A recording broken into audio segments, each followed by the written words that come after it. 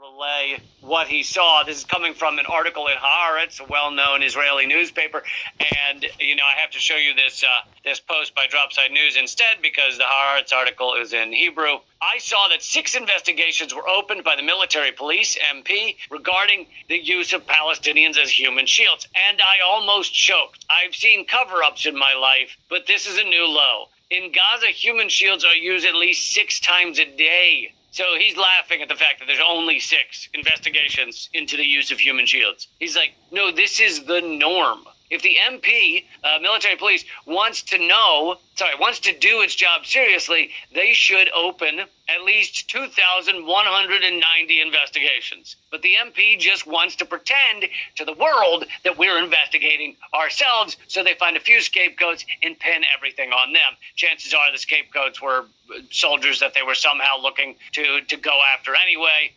They somehow made their superiors angry, and so why not scapegoat them with this human shield stuff? The IDF soldier says, I was in Gaza for 9 months. I saw many new procedures. One of the worst was called mosquito procedure. Innocent Palestinians were forced to enter homes in Gaza and quote-unquote clear them, meaning checking for militants or explosives. So this is still another form of human shields. It's not strapping them to the tank. What it is you take an innocent Palestinian and you send them into a home to see if it's booby trapped, see if a bomb goes off, see if something happens to them when they walk in there. Keep in mind, they have done nothing wrong. This isn't some kind of punishment to them. This is simply the fact that they are Palestinian. So they are sent into these houses to see if they die. And if they don't die, then the IDF decides the house is clear for them to go into.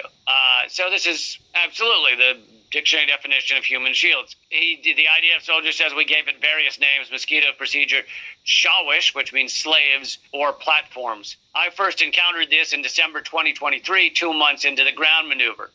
This was long before the shortage of sting dogs became the insane and unofficial excuse for this insane and unofficial procedure. I didn't understand back then how common it would become. Today, almost every company holds shawish, meaning they have slaves. And infantry forces don't enter a house before the shawish clears it. This means there are 4 shawish in a platoon, 12 in a battalion, 36 in a brigade. So every single platoon has these innocent Palestinian slaves that they send into homes to hopefully the bombs will blow them up instead of blowing up someone in the IDF. He says 36 in a brigade at least. We're holding a layer of slaves, and the MP is trying to cover it up with 6 investigations. So that's an admission from a current IDF soldier. Because we see these photos of human shields. We see videos here and there of a Palestinian strapped to a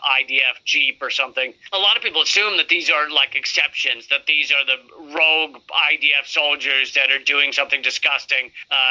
Not that they aren't all doing something disgusting by being part of a genocide, but that this is a rogue activity. Instead, this is actually a by the book. Every platoon has these slaves that they send in to die in their place.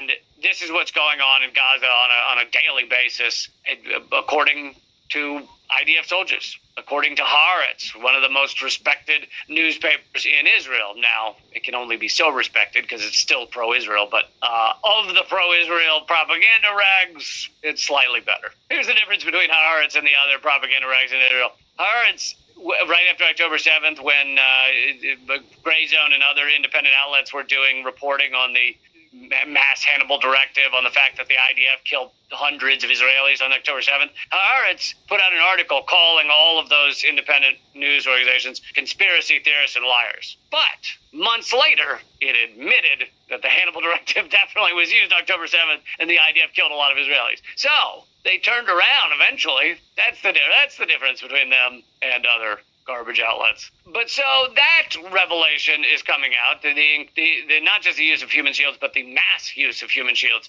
by the IDF